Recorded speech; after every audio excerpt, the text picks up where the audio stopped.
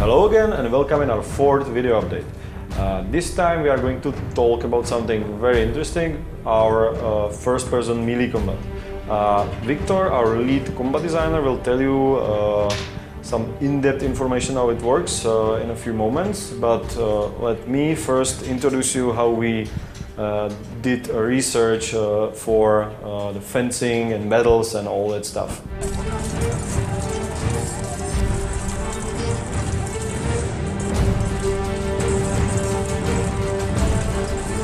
So first thing we needed to find out when we started was how fencing and battles and everything actually works. So of course we Googled, we find a lot of online reference and read some books, but then we went to on location. We talked with a lot of real fencers and living history reenactors, and most importantly we visited a lot of real world battles reenactments, where we met a lot of interesting people who are really trying to do the most hardcore way of fencing. When we had our contacts, we started to do some rehearsals with the best fencers we've met. What we did is we asked them to show us the most common techniques and ways how to fence. We put a lot of cameras around them, put action camera on the head of one of them. Our aim was to find out how it looks from first person when you actually fight with someone. We were a little bit scared that the first person combat will not work in the game, that the player will not see what this character is doing, and it will be very unintuitive. But what we find out actually was that it could work, that the first-person view is quite interesting, that when the camera is implemented right, you can see pretty well what your character's hands are doing, and that it's very immersive. So right now we just need to polish the system, add a lot of data into it, a lot of moves and animations, and we will have something that I really believe is something very special.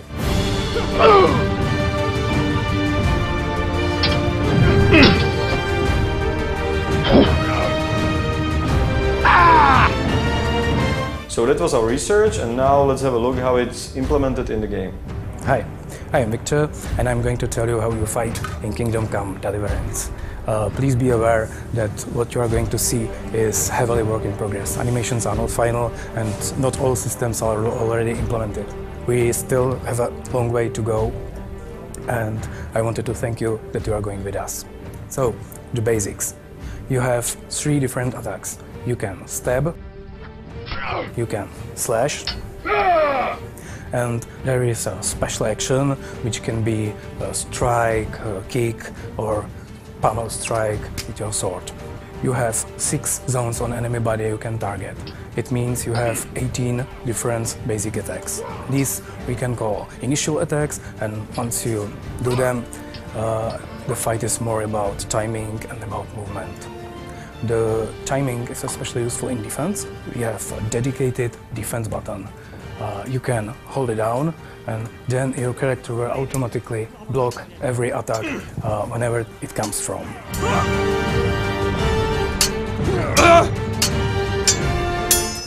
But if you wait with that and actually press the defense into the enemy attack, you will parry the enemy sword to the side, and you have a chance for counter-attack.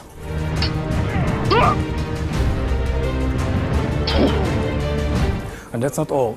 You can actually trick your enemy. You can pretend the attack from one side and actually attack from the other. You can use your surrounding, you can maneuver enemy into not very good position. Very important part of the combat system is the stamina. In Kingdom Come Deliverance you will usually meet armored opponents. You will be armored too, and to harm the guy in full plate is not an easy task. So you actually fight with his stamina. Once it gets low, you can overcome his defense and hurt him or kill him with some special attacks. If you are skilled enough, you can find the weak point and kill him faster. Realism is priority number 1 for us. So far you have seen just one weapon, the longsword.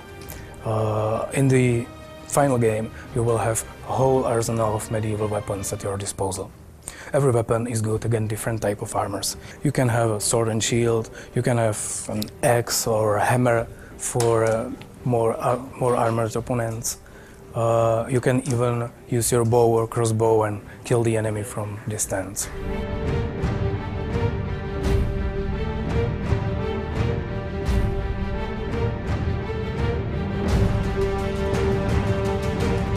Let me introduce some of my coworkers at this point. This is Peter, our lead animator, and this is Peter, our main combat programmers. We also have two other Peters, but they are not involved in combat in any way, so I'll show them later. Peter will now tell you something about the technical background of the combat system.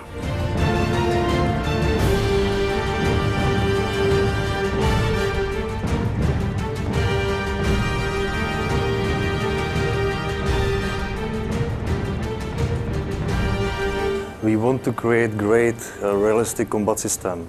We want to fight everywhere in our game, and our game has really hilly terrain. We want to have a lot of weapons with different sizes. We had to develop smart system which is based on various solvers, controllers, mechanics, modifiers. Most challenging was the solver for weapon movement. Especially after the hit into the opponent's body. We try to solve this situation by sliding by. Another problem comes with the hitter actions. We have three kinds of hitter actions. We have one for attacking sword. There is some movement back. There is another one is on opponent's body. Please, Peter, make a hitter action. Thank you. And the last one is with the blocking a weapon. When you hit the block, there must be some movement to see the hit into the weapon. All these mechanisms are based on physical simulation, inverse kinematic, and various procedural solvers. All these together give us a lot of variations and possibility to have as much realistic combat as it is possible. We want the combat to be something special. You will not kill dozens and dozens of enemies. Every fight is unique and more like a duel than some hack-and-slash action game. You can sometimes meet more than one enemy, and then it will be very complicated. You will have some special skills for fighting against more enemies, but usually it's much better to bring some allies and fight as a group.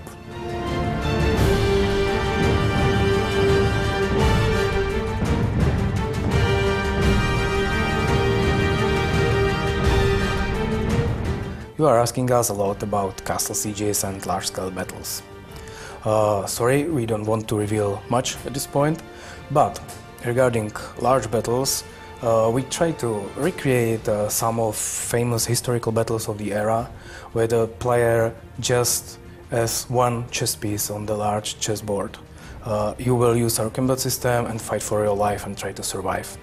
There will be, at the moment, there is no strategy mode planned, there is no tactical leading, you will not lead the army, you will just fight your fight on the battlefield. However, multiple smaller battles will be included in the game, as well as castle sieges. These actually happen at a fixed point in the story, and you may even have some involvement in overall strategy decisions or things like that. We will be still playing an RPG game, so for example it may look like there's a castle that needs to be taken, I have some guys and trebuchets here, so what I can do? I may wait for the night and infiltrate the castle if I am good at stealth, I may just open the gates, or I may poison the water source or anything like that. Or I can just ignore this possibility and lead a full-scale charge with archers and artillery support.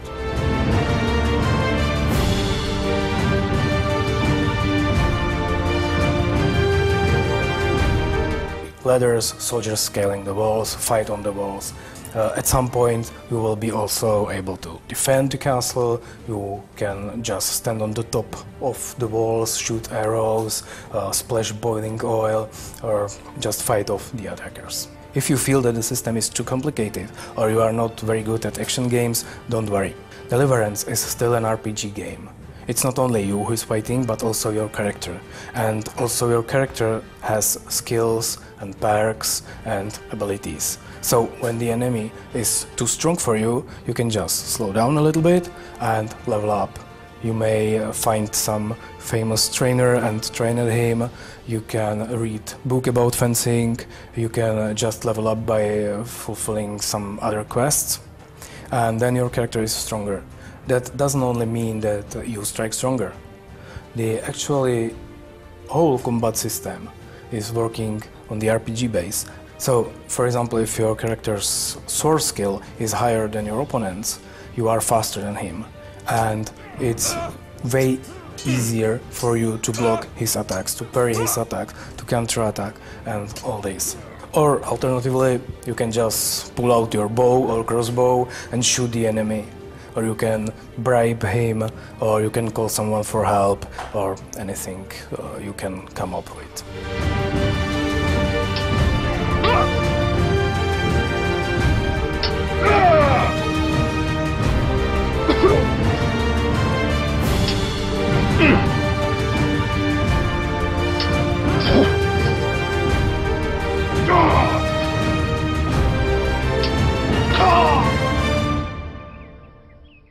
So that was our combat system.